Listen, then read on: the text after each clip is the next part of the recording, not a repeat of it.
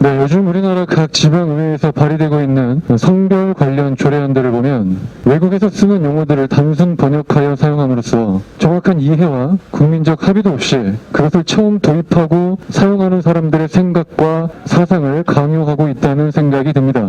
그 중에 가장 대표적인 것이 바로 젠더 센서티비티, 즉 성인지 감수성이라는 용어입니다. 이 용어는 현재 국어사전에는 실려있지 않아서 그 뜻을 포털 지식백과사전에서 찾아보니 이렇게 기술되어 있었습니다. 성인지 감수성의 개념에 대한 합의된 정의는 아직 없지만 대체로 성별 간의 차이로 인한 일상생활 속에서의 차별과 유불리함 또는 불균형을 인지하는 것을 말한다. 넓게는 성평등 의식과 실천 의지 그리고 성인지력까지의 성인지적 관점을 모두 포함한다. 이 지식백과사전에서조차도 합의된 정의가 없다는 개념이라고 말하고 있습니다.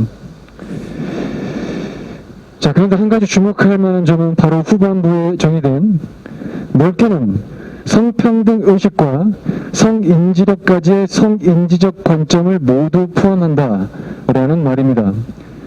현재 국회에서 발의되어 있고 그 실체를 알게 된 대부분의 국민들이 반대하고 있는 포괄적 차별금지법에서 성적 지향과 성별 정체성에 대한 내용이 오버랩되지 않습니까?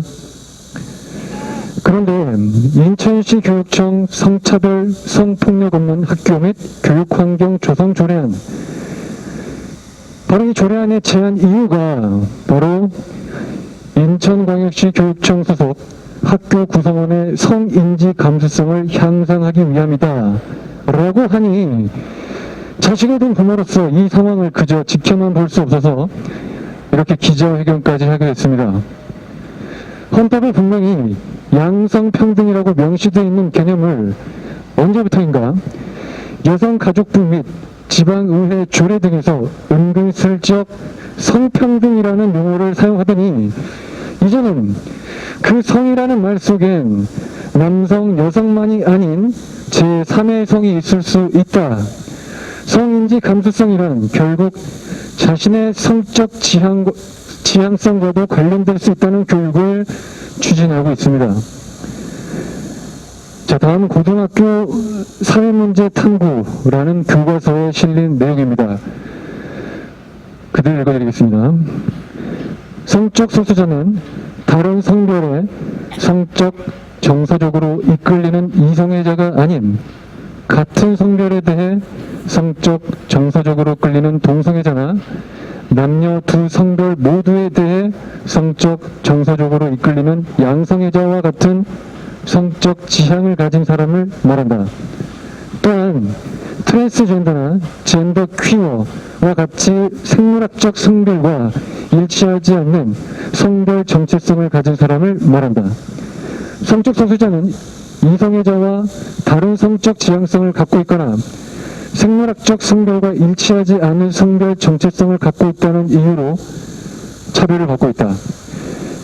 자, 인터넷 기사 글이 아니고 현재 고등학생들이 배우고 있는 교과서에 실린 내용 그대로 읽어드린 것입니다.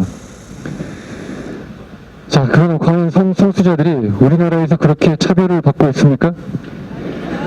이태원 게이클럽발 코로나 감염 확산에 대해 우리나라 언론은 인권보도 준칙이라는 미명하에 이태원 게이클럽이라는 말을 사용하지 못하게 되었고 그 클럽에 다녀간 동성애자들의 동선 공개는 금기시 되었습니다. 7월 말부터 확산되기 시작한 코로나 바이러스는 해외 유입원인 GH형이며 그 발원지가 바로 이태원 게이클럽인데 언론에서는 이 사실을 밝히지 않고 있습니다. 소수의 동성애자들 때문에 다수의 일반 국민이 역차별을 받고 있는 것입니다. 자, 저는 개인 과외 교사로서 학생들을 1대1로 만나고 있는데 그 중에 기숙학교를 다니고 있는 고2 여학생이 했던 말이 생각납니다. 지들이 동성연애를 하건 말건 상관없는데 남한테 피해는 안 줬으면 좋겠어요. 자, 무슨 피해를 입었냐고 했더니 기숙사 방에서 공부하고 있는데 여자의 둘이 침대 이불 속에서 서로 애무하며 신음소리를 내더라는 것입니다. 이 사실을 선생님한테 얘기해도 못 들은 척 하시고 별다른 조치를 취하지 않았다는 소리에 제 귀를 의심하지 않을 수 없었습니다. 홍석천은 학문 선교 파트너가 200명도 넘었다고 방송에서 자랑스럽게 떠들고 다니는데, 이렇게 많은 상가의 성행위는 이성에 자라 할지라도 성적으로 너무 문란하다고 지탄받습니다. 성행위는 그저 엔조이 수단이 아닌 사랑과 신뢰의 표현이며 무거운 책임이 따르는 행위이기 때문입니다. 왜 유독 동성애자들의 그런 문란한 성행위에 대해 비판하는 것이 금기시되고 학교에서조차 바른 교육을 하지 않는 것입니까? 김중명 한국에이즈예방재단 이사장은 이렇게 말했습니다.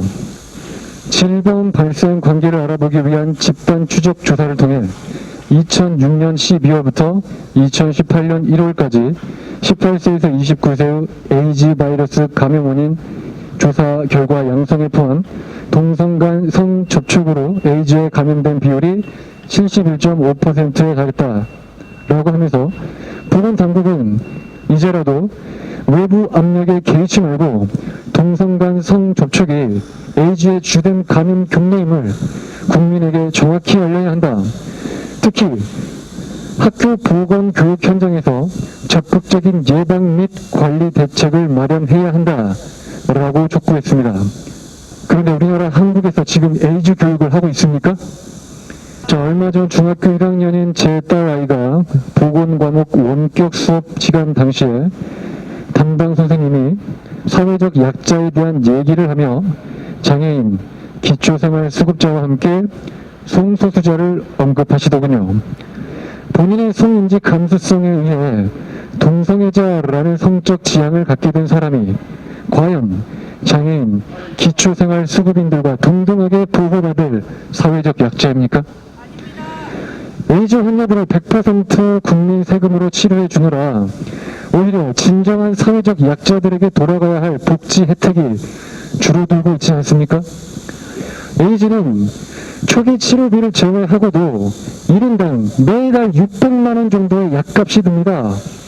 600만 원. 대학생 한 학기 등록금입니다.